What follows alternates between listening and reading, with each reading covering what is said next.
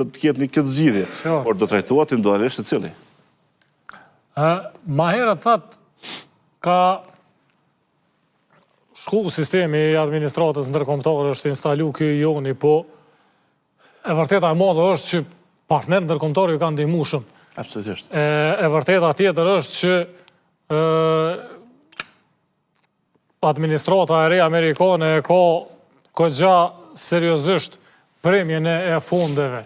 Këtu ka qenë Todd Robinson ma herët, një prej zyrtarëve më të lartë amerikanë që kanë vizitu Kosovën a herë, shefi i INL-it, po kanë ndru gjërat në Washington.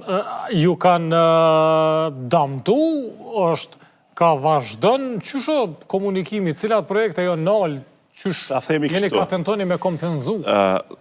Sistemi i evidencës penale është sistemi qendror që funksionon sot, ka pas një kosto për 7 milion euro, e ka financu BEA.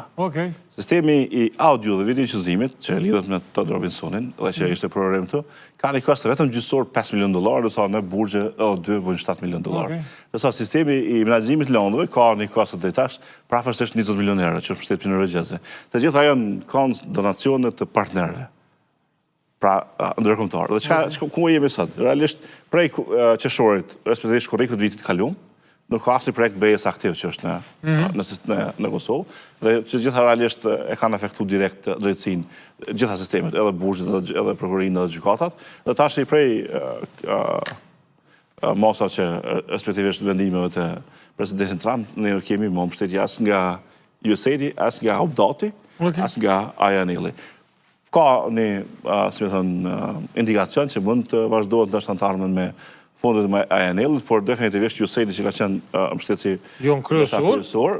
Hajde tash të nalëm të tentojmë me qysh me thonë, identifiku damet. Që 7 milion që bëjes?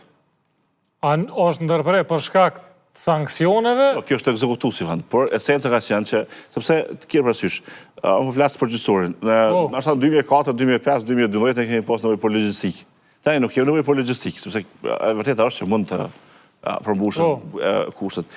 2015, 2023 kemi pas nevojë për planifikime e tjera. Tani jemi në kohën e ekspertizës. Na, gjysori ka evolu, dhe më thënë drejtësia për përgjithësi ka evolu. Ne kemi nevojë për me pas mbështetje për ekspertizë. Ekspertizë në me rritë cilësinë e vendimmarrjes, me rritë tërësinë të kreditin e gjysorit, me ngritë reagimin kur duhet me mbrojt pavarësinë e gjysorit, me rritë cilësinë e arsyetimit të vendimeve, me zhvillu praktikat gjysore, me ndërtu kriteret dhe masat që rekomandon raporti i progresit në mënyrë vazhdueshme monitorim intensiv gjysor, pra kapacitet të mjaftueshme, me ndërru sistemin e performancës dhe me kriju qëndrueshmërinë në sistemin e performancës, me rritë shkatësinë e menaxhmentit gjysorit.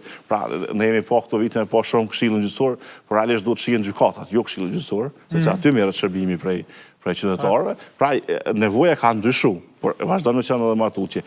E vërtetë është që ne jemi mobilizuar shumë, edhe kemi tentuar që të gjitha aktivitetet që kanë qenë me projekte me tentu me i përfshi në planin e punës dhe me i adresu nga brenda sistemi gjysor, por duhet me pranu që ne jemi enda në fazë të tillë zhvillimit që nevojitët mbështetjen ndërkombëtare. Jo vetëm për me ndihmu ecin, po edhe me bon vlerësimet e ecit, sepse edhe sot kur ne po flasim ka zhvillime shumë pozitive në gjysor, por kur nuk ka prezencë me emociet të ecje, definitivisht